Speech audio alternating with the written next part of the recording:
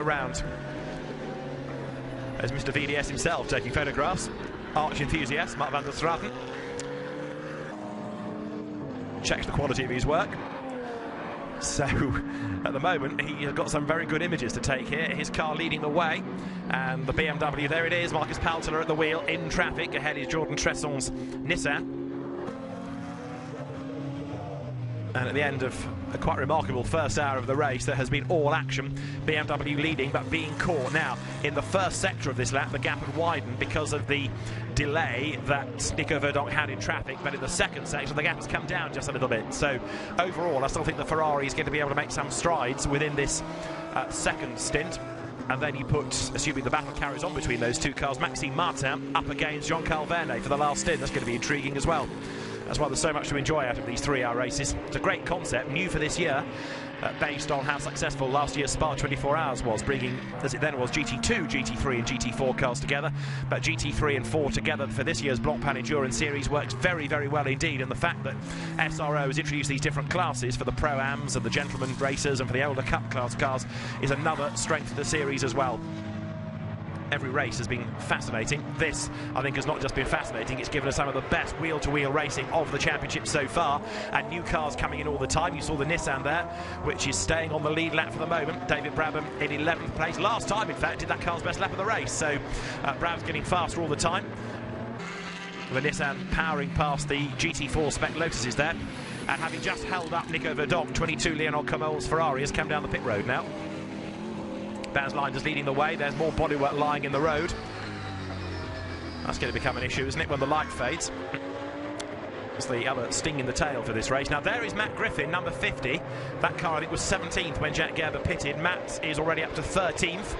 He was quickest in Q2, was Matt, which was the one session that he was given to drive the car. Jack Gerber drove in Q1 and Q3. Normally, Q2 is when the slower gentleman racer is in a given car, so it makes traffic even more difficult for the quick drivers. And Matt worked his usual magic and was quickest of anybody in that part of the session and got Pro-Am pole position as a result of that for the AF Corsa team, Amato Ferrari's team. And Ferrari ahead as well, as you can see, which is one of the soft rev cars. Now, number 10, Patrice Goellard is currently 6th. This car, which is Franck Morel, is in 5th place. And in a sense, this is a proper battle. It's not for position yet, but they are in the same class. And Franck Morel isn't as quick by any stretch as Matt Griffin. So if he loses track position, he's also going to lose a lot more time as well before the end of his stint. And Matt Griffin dives up the inside. It's great to see the way that Matt in recent seasons has become an in-demand GT gun for hire, having struggled for many, many seasons with hardly any money at all as a single-seater racer, and then made the transition to win the GT Cup class of British GT with Patrick Pearce a number of years ago, and that looked like that was going to kick-start his career. Then he was given the rather unenviable task of having to drive the Vauxhall Monaro for a year in British GT, and his career was derailed a little bit. But now Matt finding a Ferrari to drive almost every weekend in British GT, in the Blancpain Endurance Series, in European GT3 as well, and underlining to people just how good a driver he is these days. So Matt Griffin, 13th, but he's going to be much higher up the order before the end of his stint, that is for sure. Their car, 31, leading the Gentleman Trophy class, Georges Cabin, Fabien Michal and Greg Gilbert. 2 wins this year for Georges Cabin, one of which was with Greg Gilbert, the other at Navarra was with Fabien Michal.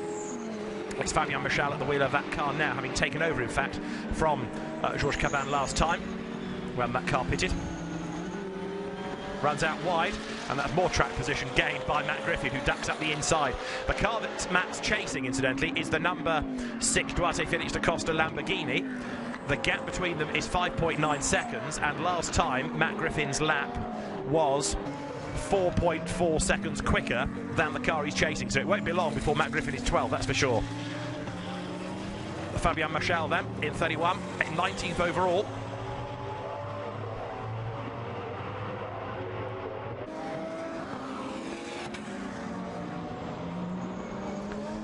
And the BMW M3, the GT4 class car there, which we saw for the first time in the Spa 24 Hours. And that is Giuseppe De Pasquale and Raffaele Sangiolo, 2 stalwart GT racers. And the car was started by De Pasquale, now it is Sangiolo at the wheel, to catch up on 1 or 2 other cars that have made pit stops now. 22, Leonard Camel still in the pit lane, in fact. 18 is also still in the pit lane, Gianluca De Lorenzi. And Stefan Ortelli's Audi, has that rejoined yet, or is that still in the pit road? That has gone back into the race. That Longin at the wheel, but it's down in 25th place, many laps adrift now. So Stefan Ortelli had done the fastest lap of the race, but then more damage and a lengthy pit stop, so that car's a long way back.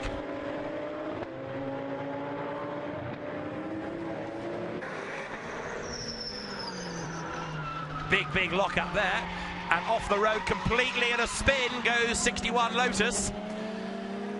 That is now at the helm Rolf Maritz, returning to racing this year in the Blancpain Endurance Series after many seasons away. Somebody that raced Porsches in the late 1970s, in fact the old Group 5 days at Porsche 911s, but he's had a big lose there, and so now that puts 62 into the lead of GT4. It is Andrina Guga at the wheel of that car, and it has yet to make a pit stop, believe it or not. This is the only car within the top 20 that has not yet pitted. Andrina Guga doing a tremendous job, going a long way on this first tank of fuel, but they still have to make the regulation 2 pit stops. They can't do it on just one. Andrina Guga, who drove the Maserati at the start of the year at Monza, sharing with Matthias Gammarth, the Austrian driver, who began in the Polo Cup a few years ago, supporting the DTM, and has raced minis and more recently sports prototypes at club level. But Andrina Guga then 18th overall.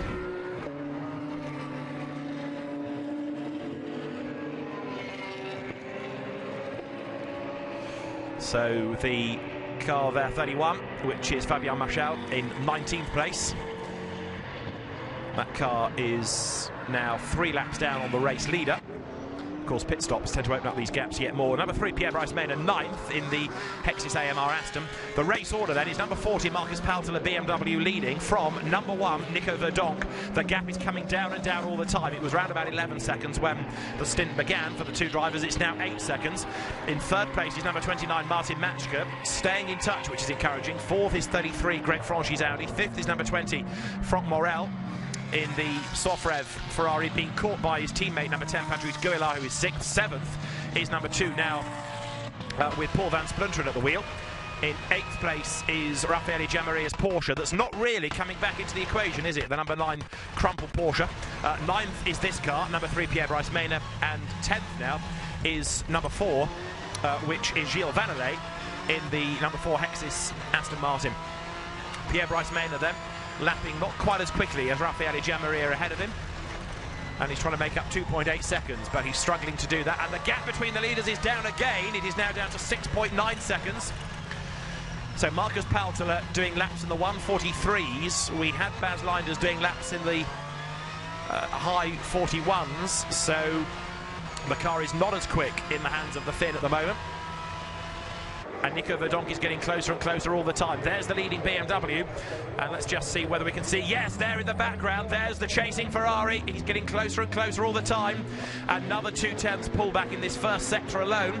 So Nico Verdonk doing his usual impressive job in this car, and he's getting closer to Marcus Paltler. And Paltler, of course, is very well regarded, both in GT3 and GT1 terms. Very experienced driver is the Finn, who's done much of his racing in Belgium. Came out of karting through the Finnish Touring Car Championship and the German Carrera Cup, but had many years in Belcar, raced in the European Touring Car Championship briefly. He's driven in French GT and in the Le Mans Series, in FIA GT1 and GT3, you name it, he's driven in it. And that car now has put a lap on the Nissan. You'll see there is 59, which is the McLaren back in the race, albeit now 32nd, many laps down in its test session effectively now, with Alvaro Parente at the wheel. 81 getting out of the way, which is now Daniel Debrouwer, the wheel of the Porsche. Christian Keld has started. Sector 2 time, a full second gained by Nico Verdonk. He's absolutely flying in number 1 now, and the Mark VDS team, I would imagine, are going to be a little bit concerned about this, because the lead that Baz Linders had worked to build over his first stint is rapidly being whittled away. Stefan Ortelli has still got the fastest lap of the race to his name. And whoops, putting a wheel on the grass there. That was the Alvaro Parente McLaren, I think it was, just going into turn 1 and almost getting away from him. He had done a personal best middle sector of that last lap, so certainly Parente is trying almost too hard there. Nico Verdonk now is 5.7 seconds adrift. That is all of the race leader. Martin Matchker is falling away in third place now, being caught a little bit by Greg Franchi, the championship leader, don't forget, in fourth place in number 33 Audi, also creeping into the picture now. Yet another car that's becoming one to watch now is number 2, which has got Paul van Splunderen at the wheel, the sister car to number 1 you're looking at. 2 personal bests in the sectors, and van Splunderen running second in the Pro-Am Cup behind Franck Morel. So they are on the same lap. Important, therefore, that those two get together for a battle as far as van Splunderen is concerned. At any rate, he's lapping quicker by over a second a lap than Franck Morel. There's so much to look for in this race. Andrina Guga, incidentally, is finally pitted out of her GT4 class lead.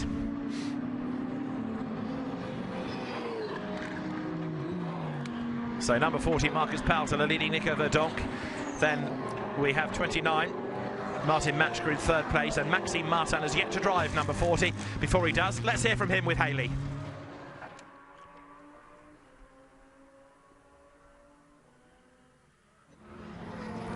We will hopefully hear from Haley and from Maxime Martin shortly, once a small gremlin has been dispatched. But there's the car, Marcus Paltler leading the way. Now, last time, 5.7 seconds was the gap between the top two. This time, over the line, let's see what the gap is. In Sector 1, it was down. In Sector 2, it had gone up. In Sector 3, it's down. So the gap is 5.4 seconds in real terms over the timing line. Nico Verdonk is still catching, but now not by quite the same chunks that he was doing earlier on. Martin Matchker is still running in third place in number 29.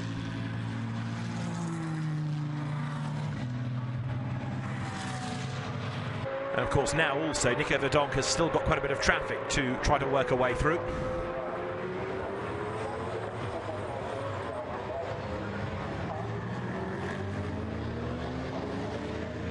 In the first sector of this lap, Nico Verdonk, because he is in traffic, has lost time. So he's fallen away just a little bit therefore.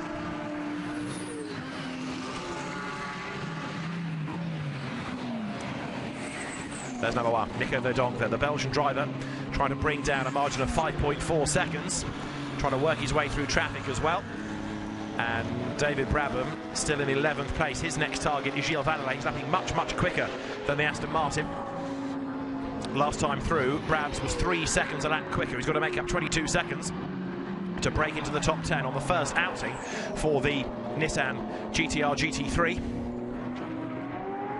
There is Andrina Guga still in the pit lane in the 62 Lotus that was leading GT4, but that's going to be all shuffled around when that car rejoins the race, because potentially Jordan Tresson in the Nissan 370Z will go ahead. Right, there was the leader, and there, the third of the cars you're looking at. And a spin for Alvaro Parente ahead of Nico Verdonk. Thankfully the McLaren spins out of the way, but the Portuguese driver rotates, coming down towards the end of the lap. Big lose under braking. And Alvaro Parente, I think, has stalled. He's going to try and fire up the engine. He does so now. So Alvaro Parente rejoins. Is he going to pit? Is he going to carry on? Let's see what he decides to do. Got to get back on the road first of all, and then he carries on. So he's going to complete the lap despite that rotation.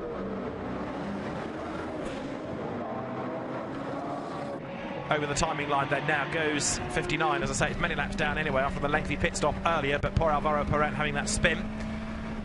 And Nico Verdonk, glad he wasn't impeded by all of that. The gap goes up to 6.2 seconds as well between them.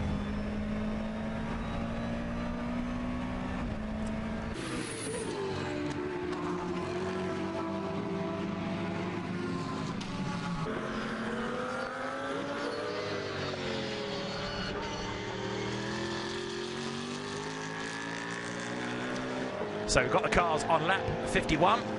And we are just about at the halfway mark. We've had the first 90 minutes of the race completed. There's the BMW M3, the GT4 spec car, now with, at the wheel of it, Raffaele Sangiolo.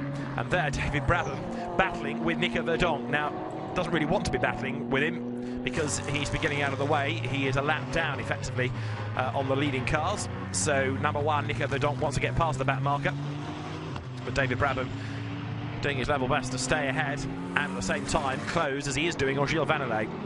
And eventually Nico Verdonk lines up to have a go on the inside coming into turn 15. wriggles his way through, gets past the big Nissan there, which is a fairly imposing car. It's a big size.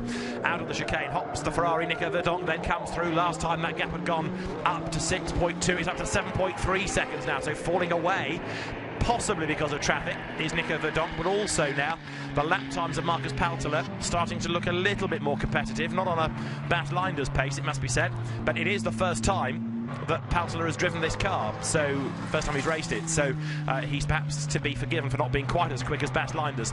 Into the pit lane has just come Alvaro Perret once more after his spin in the McLaren.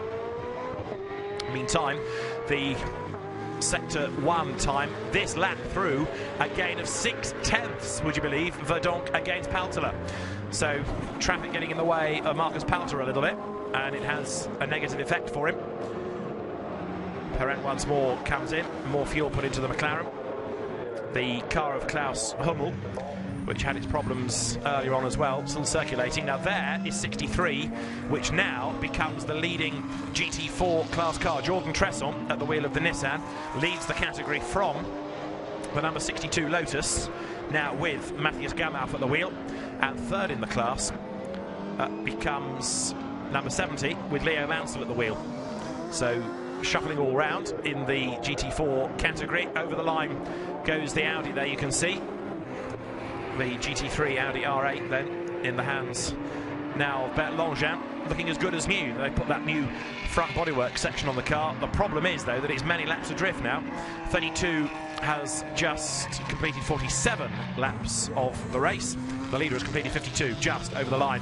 Now, Martin Matchka is in third place still, but he's falling further and further away from the race leaders. How far ahead is he of 33 Greg Franchi? Far enough. Matt Griffin trying to work his way back into contention as well. There, number 50, Matt Griffin, who is a lap down on the leader because of the time lost early on with Jack Gerber at the wheel. So it's now up to Matt to just keep going the only way he knows, which is flat out. And it's fascinating to gauge his lap times against one or two of those other Ferraris around it. That last lap was a 43.6. At the moment, the best laps are being offered up in the 42s by Raffaele Giammaria, for example, and also that by Paul van Splunderen, but that is only when you get a clear lap, and they are few and far between at the moment with all of this traffic around, that's for sure.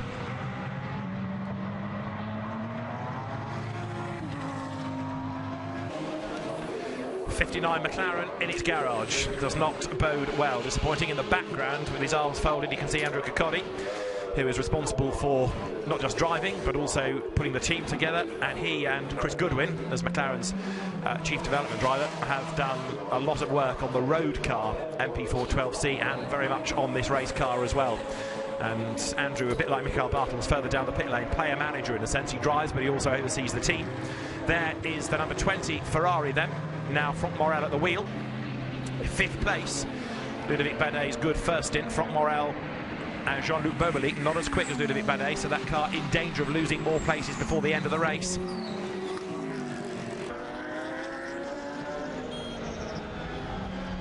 Leading at the moment the Pro-Am Cup, this car, but it's on the same lap as Paul van Splunderen. Now, the gap between the two of them is round about the 8-second mark, so it is certainly possible that this car is going to lose what was an enormous class lead in that first stint. To be fair to Paul van Splunderen, he has also done a very good job of bringing the number 2 Ferrari back into the picture, Nick Homerson having driven it early on.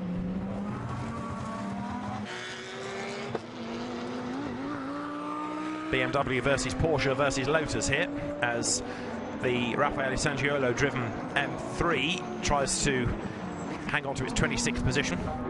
Blue flags being waved as they are just about every corner by the marshals now. Number 70 Lotus goes through. Leo Mansell now second in GT4 and trying to close on the class-leading Nissan. Number 20 Franck Morel goes over the timing line, and he in turn is now being caught. The gap's down to 3.4 seconds between him and Patrice Goela. Morel getting caught up a little bit in the traffic. Now let's find out about McLaren. Haley has managed to catch up with Andrew Coccodi in the pit lane. Andrew, what's the reason for number 59 being in the garage? We're not entirely sure. We've had a problem since the beginning of the race. We had lack of power, a bit of a problem with the car. We've made a few changes now to try and fix it. I believe it's a sensor problem. It's something quite simple, but it's proving a little bit difficult to find. So it's one of those things, but you know, we're in development of the car, so we need to use the trial time to continue running. So we'll fix it and get it back out there. And after testing this week, it was certainly looking positive for the McLarens. Yeah, it was. I mean, the car's been going really well, been very reliable and going really well. So it's frustrating for it to happen now, but such is development with a new car. That's the way it is. Thank you. Thanks.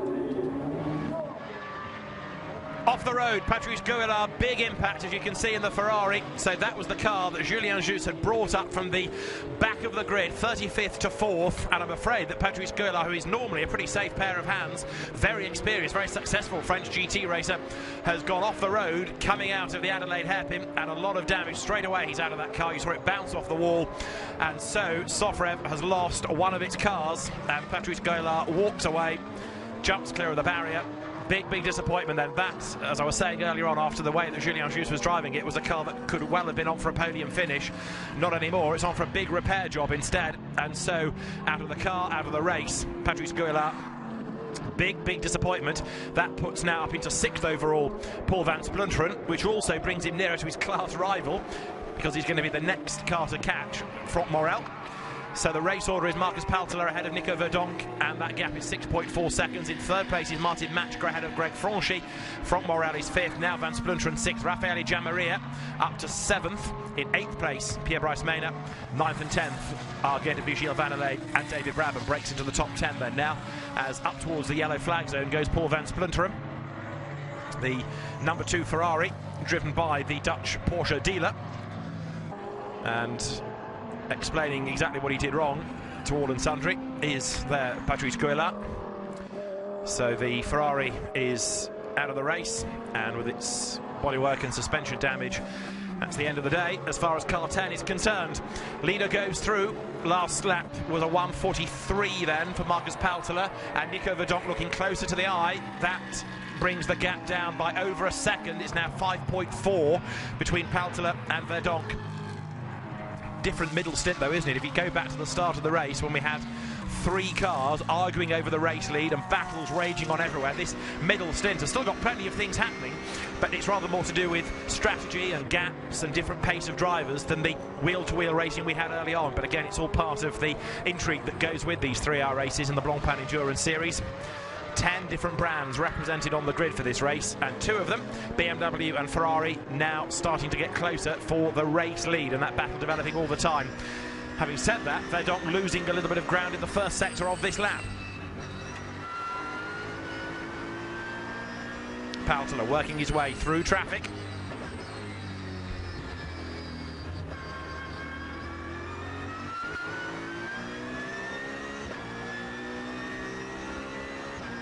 Grabs another gear, powering his way around the 56th lap, what's going to be round about the 99 to 100 mark, given the pace that they're doing, assuming we don't have any other safety car periods. And of course the other thing to bear in mind is that the sun will be setting before much longer, and the last element of the race will be run in the darkness. So we've heard from Jerome Policon, the happy man once, now it's a rather unhappy Jerome in the pits. Jerome, sadly, Patrice have had some issues out there. What's going to happen with the car? I saw on the windscreen that he went off near Adelaide, so I don't know if it's a mechanical problem or he did a mistake.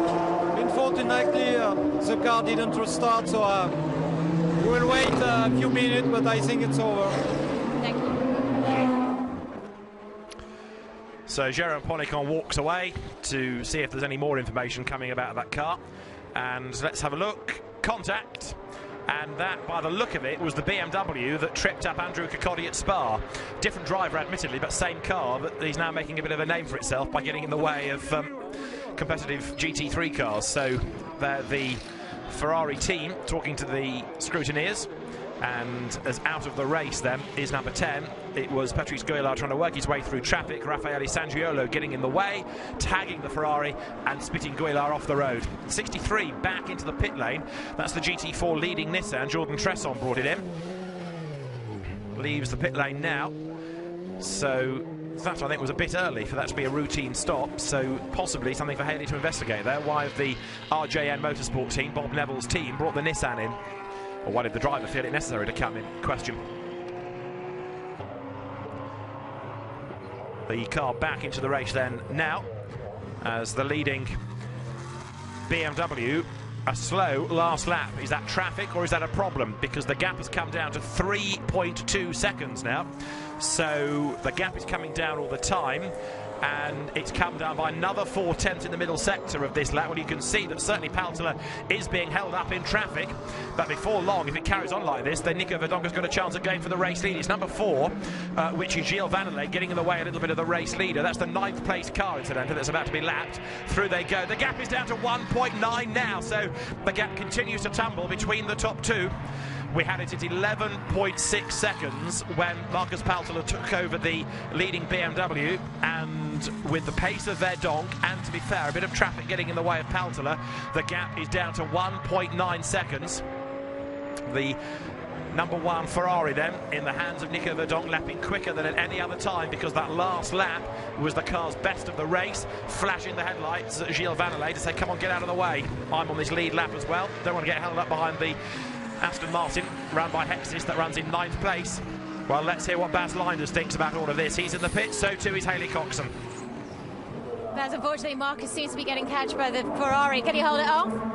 Well, it will be quite difficult to stay in front of the Ferrari. Nico Verdonck is a good driver. The car is also goes quite well. So even if we are second, it's not a problem. If he just keeps close to Nico, it will be good, because after this we have Maxime Martin in the car, so that should be okay. Thank you. So the car from a Belgian team being caught by a Belgian driver, the Finn, being caught by the Belgian Nico Verdonck, and they've had to work their way past the wayward BMW of Sangiolo, or at least the leader has. The Ferrari now tries to dive past, and whether drivers are being told by their teams just to treat that car with a bit of caution after Guillard got tripped up by it, I don't know. But certainly now, Paltela, having been caught last lap by Verdonck, was caught in Sector 1 but pulled away in Sector 2 because of the back marker against the Ferrari. The gap then is 1.4 seconds, so it's still a gain for Nico Verdonck. An hour and 17 minutes remain. In other words, 17 minutes before you get to the next round of pit stops, there or thereabouts. So we have then this race that began with 35 cars from the 37 entries. The gap has been tumbling between the top two, and you can see the way that it's been brought down and down and down, the gain per lap from Nico Verdonck, and now back markers for both of the top two to work their way past. Marcus Paltela nips through on the inside at the Adelaide hairpin. In the first sector, he was just fractionally quicker by 38 thousandths. That was Nico Verdonck. Verdonck now getting caught up just a little bit by the Lamborghini, which I think is the Fabien Machal car. Stefan Ortelli, just to re-emphasise the point from his earlier dramatic stint, has been the quickest man in the race so far. Elbows out, rather forceful, to the detriment of the car's chances, but he was the quickest man. 1:41.1. Now the times 42s, 43s. Now let's hear from Frank Kekela, because he of course did the first stint in number 1. Nico Verdonck doing a great job. Frank, can Nico hold off the BMW? Can he fight? Can he get pole position? Can he take the win? Will you finish on the podium? Well, Nico did a great job so far, and I think he can take the BMW, which is Paltela. But Maxime Martin is a good driver. We need to see if we take him, if we can hold him then. But even though P2 is very good for us, then we are back in the championship game, and I'm so far really happy, and let's see what the night brings. Thank you. Yeah, the night being the last 15 minutes or so, I think, that are going to be around in the darkness. It will be going dark, of course, but you'll probably get 15 minutes of actual nighttime racing. Although, of course, now that the weather conditions have improved, it's going to stay like that a little bit longer, certainly compared to yesterday when it was fairly dank and drizzly in this part of France. The Magny Cours circuit, the most recent home of the French Grand Prix in the Nevers region. And the lead gap down again, because this time Sector 1 is the best first sector that number 1 has done in the race. Last time around the gap was 1.4 seconds. And there is Jean Calvernet at the back of the garage waiting his turn, talking to Frank Kekela. There's quite a lot of pressure about to be applied here to J.K. Vernet, but I think he can rise to the occasion. He's not raced one of these cars yet, qualified at Spa, never got to drive the car there because it retired early on. And Marcus Paltela then, he's being hunted down by the number 1 Ferrari, Nico Verdonk, and that's the number 2 car off the road. Paul van Splunteren, having just lost a place to number 9 Raffaele Giammaria, has had a moment, and significantly what that means is he's lost time against his class rival at the last chicane. He's had that spin, lost time to Franck Morel. So he was catching number 20 Ferrari, the surviving Sofrev car, but now that gap has opened up. Van Splunteren loses a place overall, but he loses time against the class leader. That's what he really will have been caught out by. That's the real drama for him. So Van Splunteren now trying to not really worry about the Porsche because that's running in the Pro class. He wants to get back onto terms with number 20 in the Pro-Am Cup if he can, Franck Morel's car. You're on board with Paltela in the middle sector. Again, he was being caught by the Ferrari at the end of the lap. That gap, oh so close to being under a second. It is 1.056 seconds now. So from 11, it's come down to a gnats over the 1 second mark. And the way that Nico Verdonk is going, he's going to be on the tail of the BMW before much longer, isn't he? Martin Matschke still third. Now behind him is the number 33 Greg Franchi Audi, but they are doing very similar lap times. That gap isn't really coming down much. Raffaele Giammaria is certainly catching Franck Morel for 5th place. That's another one to look for. But these two race leaders with the gap down by another 1/10 of a second going up towards the Adelaide hairpin, getting closer and closer all the time now. Franck Morel, meantime, at the last corner is about to lose out, I think, to Raffaele Giammaria for 5th place, but that's the lead battle you're looking at. Marcus Paltela for BMW, for Marc VDS, ahead of Nico Verdonk. Here comes then the battle between Franck Morel and Raffaele Giammaria. They go across the line, the margin between them being just 0.4 of a second, and Raffaele, who is a much quicker driver, many years of success in single-seater racing, right on the tail of the French gentleman racer, almost pushes him out of Estoril there. And so Raffaele Giammaria, who's raced Italian sports prototypes, A1 GP, Formula Renault 3.5, Formula 3000, Formula 3, you name it, goes darting up the inside as they come towards the hairpin and into Adelaide. The Porsche is going to go through, and that gives him now 5th place. Raffaele Giammaria then in this car, recovering after the biffs and bangs it took when Gianluca Roda was at the wheel early on. Now goes up into 5th spot and straight away pulls away from Franck Morel. The leaders go over the line. The gap is 7/10 of a second now. That's all. 0.7 of a second between the top 2 cars with 1 hour and 12 minutes remaining. But there's still much that can pan out of this race as through Estoril go the 2 leading cars.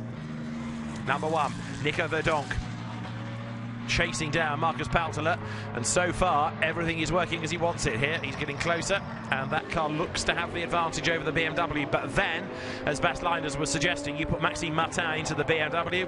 Well, we know that he's a quick driver and he knows the car. Then you've got Jean-Carl Vernet to get into the Ferrari. Something of an unknown. Yes, Vernet is a quick driver, but we don't know how he's going to fare in a GT car. But I would imagine, given his ability, it ain't going to be a problem for him.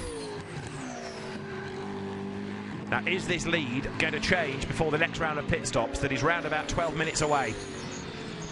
The number 1 Ferrari, remember, with Frank Kessler at the wheel, a little bit out of sequence. It stopped early, but this is becoming a long stint by Nico Verdonk, and a very impressive stint, to be fair to him. But how much longer can that car go on this tank of fuel?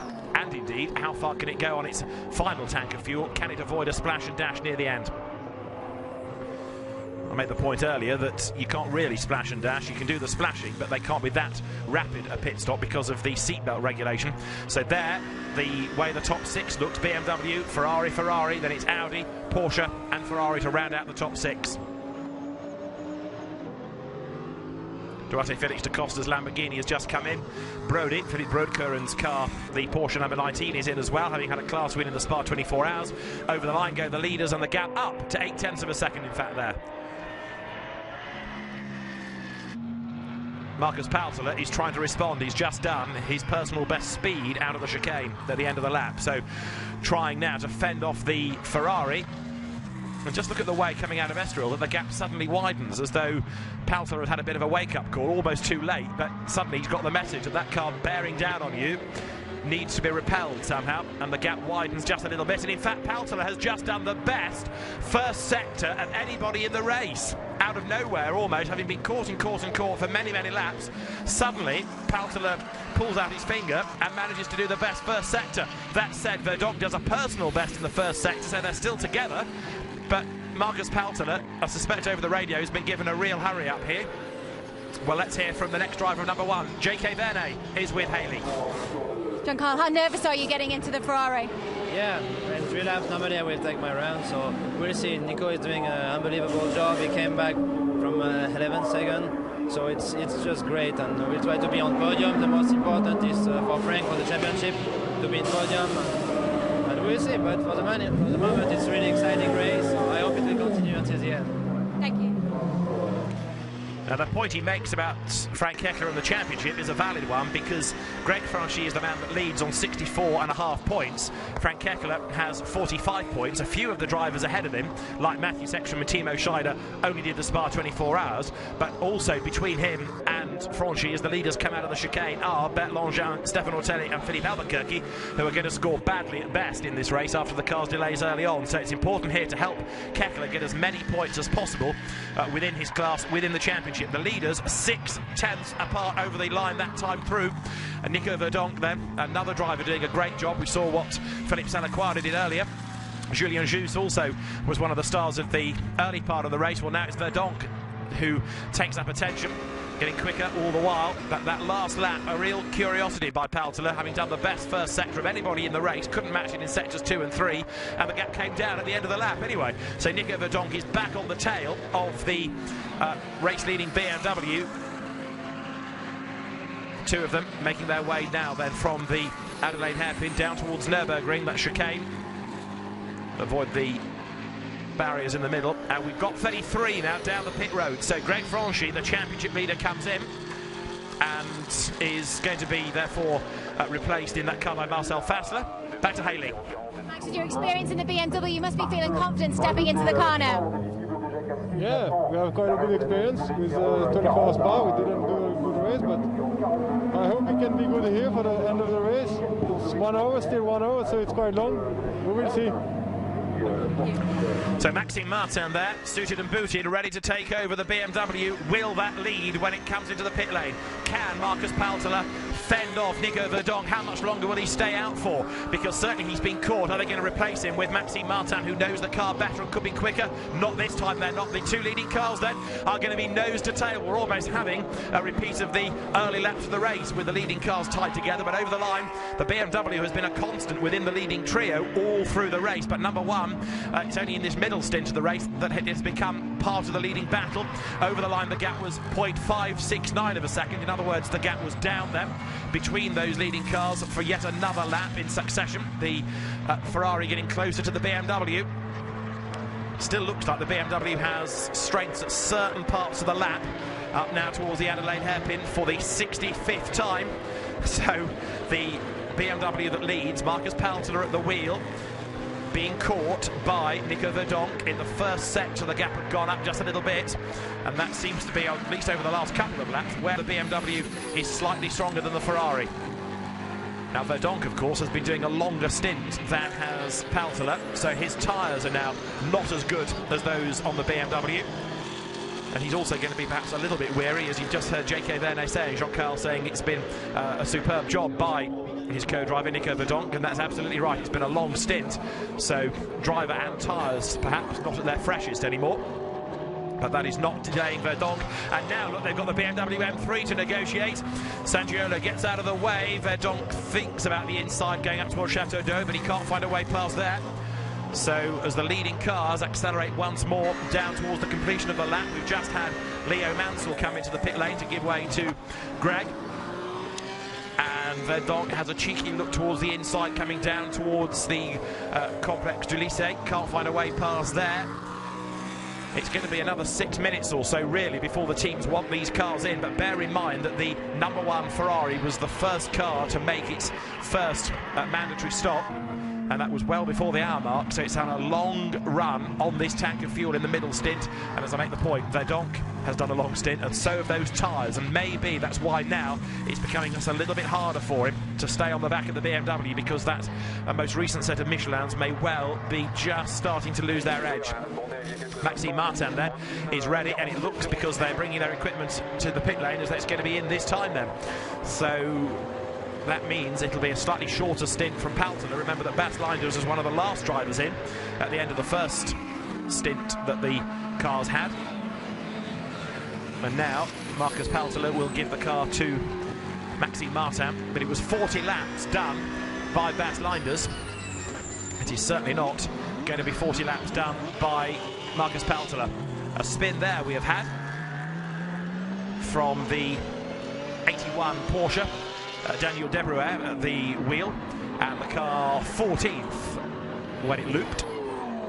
Now 33 Audi I told you had been in. Marcel Fassler has taken it over at 8th. The car has rejoined, and it's significant because that is the car of the championship leader Greg Franchi. This is the lead battle, which is equally significant because we want to know who's going to come out on top, and it is just Paltner keeping Verdonk at bay.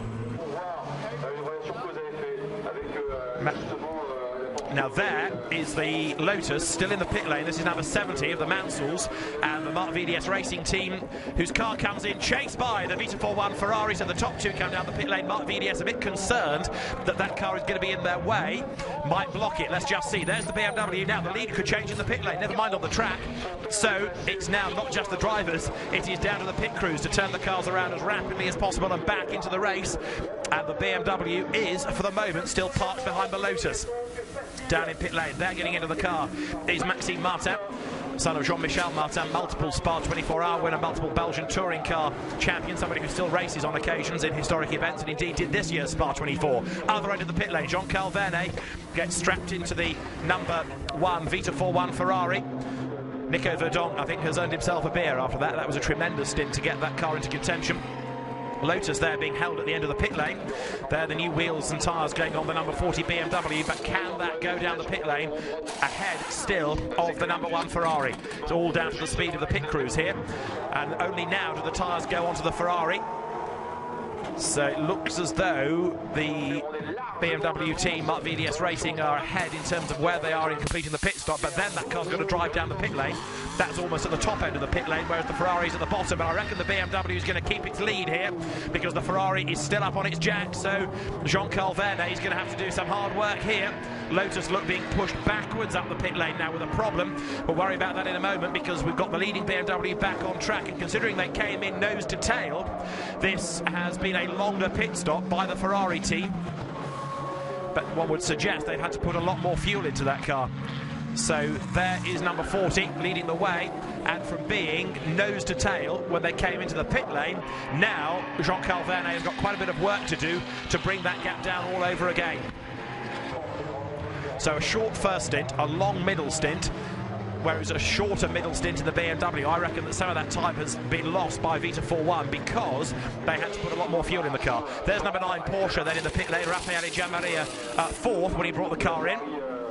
And it's going to be Paolo Roberti to take it over. Well, as we saw at Monza, Paolo Roberti always shines, and despite the fact that he hurt his hand when he crashed at Spa, he's still a quick driver and is going to be a man to watch in this final stint. We are not quite into the last hour of the race. One or two of these teams pitting a bit earlier than they would ideally like, away from the hour mark, and down the pit road goes the Porsche, as in comes number 4 Gilles Vanelay now, and that is about to become another star car, number 4, because it is about to be taken over by Frederic Makovici. So Martin Matchka then, on the most recent round of pit stops, takes over the lead because he has yet to have his pit stop to give the car over to Mikael Bartels.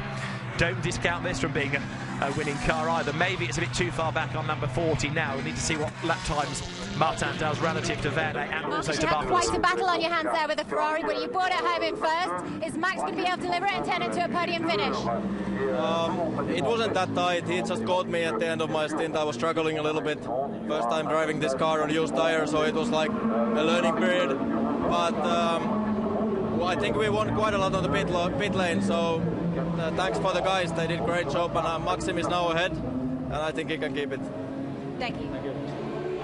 So Marcus Paltela then, having done a good job to keep the lead of the race. Well, now 29 Ferraris leading, that's Martin Matschke, but as I say, he's got to make a pit stop yet to put Michael Bartels into the car. So it's when this next sequence of pit stops has all panned out and we can see what the gaps are and the relative pace of drivers that it's going to become ever more fascinating. So there through is 29, Martin Matschke, whose last lap was a 44, and he gets past Raffaele Sangiolo's BMW M3. Now behind him, number 20, Franck Morel runs second, Maxime Martin runs third, Jean-Carl Vernet, in fact, has got quite a bit of traffic to work a way past because he has come out behind Paul van Splunteren and Pierre Bryce-Maynard. Okay, they've both got to pit yet. Now how much longer does Matschke stay out for? He doesn't. He's in now, and that's going to put Michael Bartels into the car. So in comes 29, and Martin Matschke comes down the pit road then.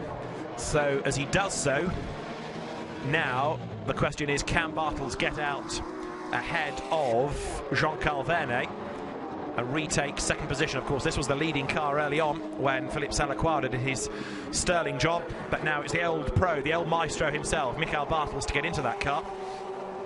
We have now just under an hour of the race to go, and the sun is setting, the light is fading, the headlights are getting brighter. There goes the leading BMW then, that is going to get the lead back again, or if you like, retain its lead on the pit stops. But for second place, can car 29 jump ahead of the number 1 Ferrari? That's what we need to look for next. So there is 29 in the pits, the fuel is in.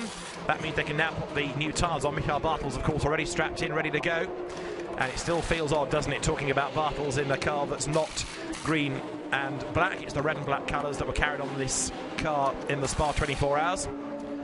And the Vita 4-1 Ferrari has had 3 of its tyres and wheels changed, and that is a troubled Lamborghini, and it is 45 Andrea Barlesi, having taken the car over from Frédéric Fatien. So this is the last stint for that car, and it looks like it's a very short last stint, like it's just come to an end. Bartels leaves the pit lane then, and Maxime Martin in the BMW has just done the best first sector of anybody in the race, so he's being told to push, and he's very much pushing now. Jean-Carl Vernet losing almost a second against him in that first sector. So Vernet, of course, who doesn't know the car anywhere near as well as Martin knows the BMW, is in danger now of losing a lot of ground, whereas what can Michael Bartels do? At the next crossing of the timing line at the end of the lap, we'll have the true order, and we'll start to look at the gaps as well between the cars into this last 58 minutes of the race. So Michael Bartels, who won at Navarra with Frank Kekler and Nico Verdonk, takes over 29, but you can see he's the best part of a lap away from the BMW. It's looking very good, isn't it, for number 40 here, even though Marcus Paltela was caught in his stint. Over the timing line comes the BMW now, and Maxime Martin pushing on, and he's just done that car's best lap of the race, in fact, and the best lap of anybody in the race, a 1:41.108. So Maxime Martin, the new fast